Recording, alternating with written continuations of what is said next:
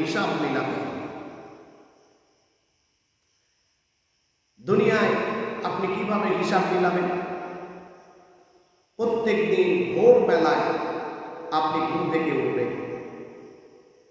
পাক পবিত্র হয়ে নেবেন।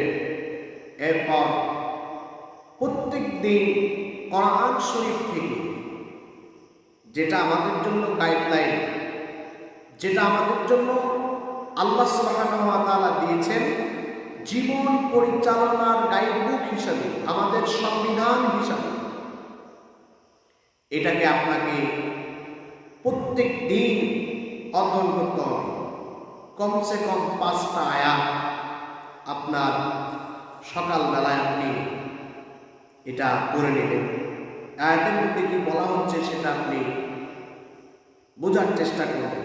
এখন তো অনেক বাংলা কিতাবাদি পাওয়া যায়, তাফসীর পাওয়া যায়, যেগুলো দেখে আপনি কোরআনের সেই জ্ঞান ভাণ্ডার থেকে আপনি আপনার ভিতরে কিছু জ্ঞান নিতে পারেন। প্রত্যেক দিন যদি আপনি 5টা করে আয়াত পড়েন, 5টা আয়াতের শিক্ষা যদি আপনার জীবনে আপনি বাস্তবায়ন করেন, 5টা আয়াত যদি আপনার ব্রেনের ভিতরে আপনি ঢুকিয়ে নিতে পারেন, তাহলে এইভাবে প্রত্যেক দিন যদি আপনি করেন, একটা মাস হিসাব করলে দেখা যাবে কমসে কম 150টা আয়াতের জ্ঞান আপনার ভিতরে, আপনার ব্রেনে, আপনার জ্ঞানের সাথে ইনক্লুড হচ্ছে, যুক্ত হচ্ছে। কত সুন্দর সিস্টেম! আপনি কোরআন পড়তে পারেন, কোরআন শেখার কোনো চেষ্টাও আপনার নাই, অথচ আপনি একজন মুসলমান বলে নিজেকে দাবি করেন। কোরআন মুসলমানদের মগজ।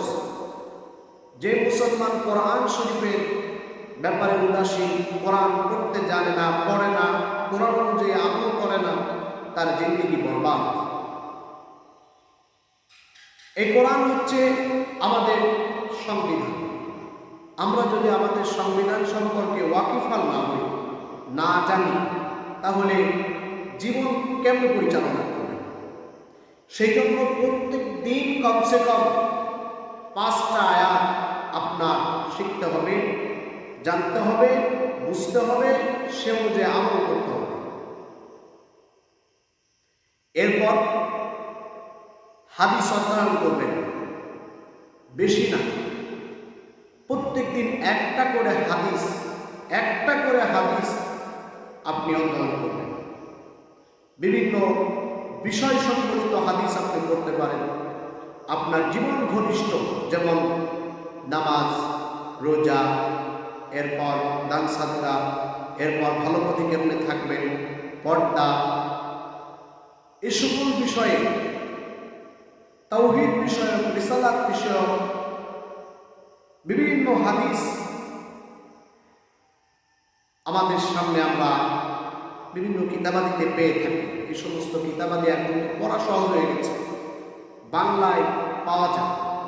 আপনি হাদিস এর বিশাল ভান্ডার থেকে প্রত্যেক দিন মাত্র একটা করে হাদিস আপনি পড়বেন, তাহলে মাস শেষে দেখা যাবে আপনার জ্ঞান ভান্ডারে হাদিসে 30টা হাদিসের জ্ঞান ইনক্লুড হয়েছে, যুক্ত হয়েছে। 150টা আয়াত যুক্ত হলো, প্রত্যেক মাসে 30টা হাদিস এর জ্ঞান যুক্ত হলো। এরপর কি করবেন? ইসলামের বিভিন্ন বিষয় নিয়ে বই লেখা আছে, যেগুলোকে বলা হয় ইসলামী সাহিত্য ভান্ডার। অসংখ্য ইসলামী সাহিত্য ভান্ডার আছে মুসলমানদের। সে সমস্ত সাহিত্য ভান্ডার থেকে আপনি বেশি না, প্রত্যেক দিন 10টা পৃষ্ঠা আপনি পড়ে নেবেন। নামাজ বিষয়ে বই পাওয়া যায়, পর্দা বিষয়ে বই পাওয়া যায়, ইসলামী আন্দোলন বিষয়ে বই পাওয়া যায়, এরপরে বিভিন্ন সাবজেক্ট ভিত্তিক ছোট ছোট বই পাওয়া যায়। এ সকল বই আপনি সংগ্রহ করবেন এবং সেটা পড়ার ব্যাপারে আপনি সচেষ্ট ভূমিকা পালন করবেন। প্রত্যেক দিন আপনার জ্ঞান ভাণ্ডারে যদি 10 পৃষ্ঠা ইসলামী সাহিত্যের থেকে আপনার জ্ঞান ভাণ্ডারে 10 পৃষ্ঠা ইসলামী সাহিত্য যদি যুক্ত হয়, অসংখ্য সাহিত্য ভাণ্ডার থেকে মাত্র 10 পৃষ্ঠা, 1 মাস শেষে আপনি হিসাব করেন কমসে কম 300 পৃষ্ঠা ইসলামী সাহিত্য আপনার সাথে সংযুক্ত হচ্ছে। এইভাবে আপনি কোরআন পড়লেন, হাদিস পড়লেন, ইসলামী সাহিত্য পড়লেন। প্রতিদিন যদি এইভাবে আপনি পড়তে থাকেন তাহলে কয়েক বছরের ভিতরে, 2-4 বছরের ভিতরে আপনি একজন ইসলামিক স্কলারে পরিণত হতে যাচ্ছেন, হবে বলে আশা করা যায়। এরপর 5 ওয়াক্ত নামাজ জামাতের সাথে আদায় করার চেষ্টা করবেন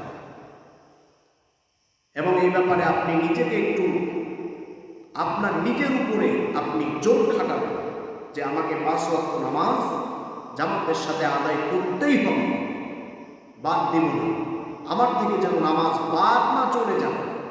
এই ব্যাপারে দৃঢ় প্রত্যয়, ইচ্ছা, নিয়ত রাখতে হবে।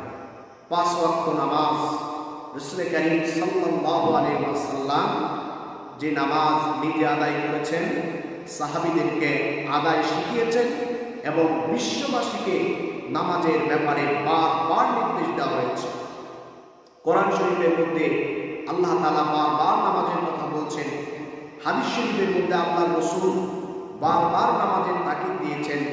আল্লাহ রাসূল যেদিন ইন্তেকাল করলেন, সেই ইন্তেকালের পূর্ব মুহূর্তে যে শব্দগুলো তিনি তার জবান থেকে উচ্চারণ করেছিলেন তার মধ্যে এই সালাত শব্দটা ছিল, নামাজ। সুতরাং 5 ওয়াক্ত নামাজ আপনাকে আদায় করে ইসলামের কাজের সাথে আপনাকে সংযুক্ত রাখতে হবে। এরপর আপনি কি করবেন? আপনি যা শিখলেন, এই যে কোরআন শিখলেন, হাদিস শিখলেন, ইসলামী সাহিত্য শিখলেন, নিজে নামাজ আদায় করলেন, এই কাজগুলো আপনার দ্বারা সম্পাদিত হয়েছে। ঠিক এই কাজগুলোই আপনি আপনার আরেকজন ভাইয়ের শিক্ষা দেন, বলতে থাকুন, এদিকে তাকে নিয়ে আসুন। এই জন্য আপনি প্রত্যেক দিন, বেশি না, 4 থেকে 5 জন লোককে বাছাই করবেন যে আজকে এই 4-5 জন লোকের কাছে আমি আমার এই শিক্ষা বিষয়গুলো, যেগুলো আমি নিজে শিখেছি, কোরআন শিখেছি, হাদিস শিখেছি, এরপর ইসলামী সাহিত্য পড়েছি, এরপর নামাজ, এই 4টা কাজ আমি অমুকের কাছে বলব। তাদেরকে আমি এদিকে আনার চেষ্টা করব, উৎসাহিত করব। এই ক্ষেত্রে আপনি 4-5 জন লোককে বেছে নিতে পারেন। তাদের মধ্যে আপনি আপনার এই দাওয়াতি কাজ সম্প্রসারিত করবেন।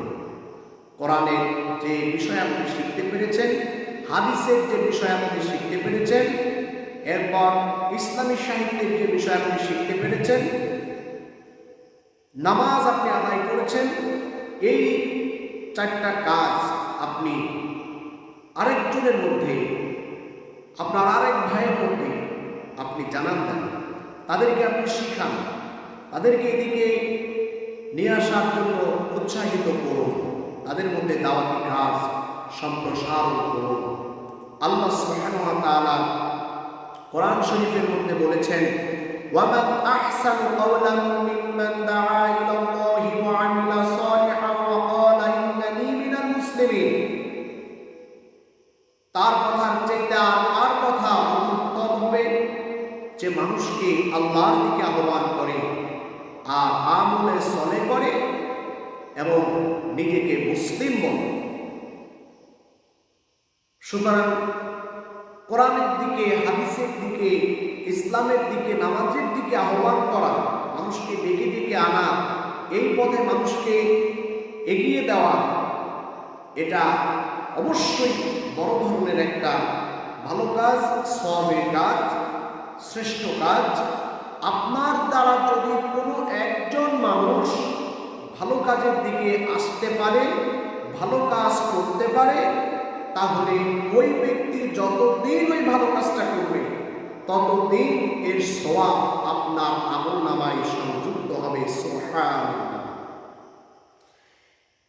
এইভাবে করে আপনি যাদেরকে দাওয়াত দিলেন এই লোকগুলোকে আপনার কর্মী বাহিনী হিসাবে আপনি কাজ করাতে পারেন। কি কাজ?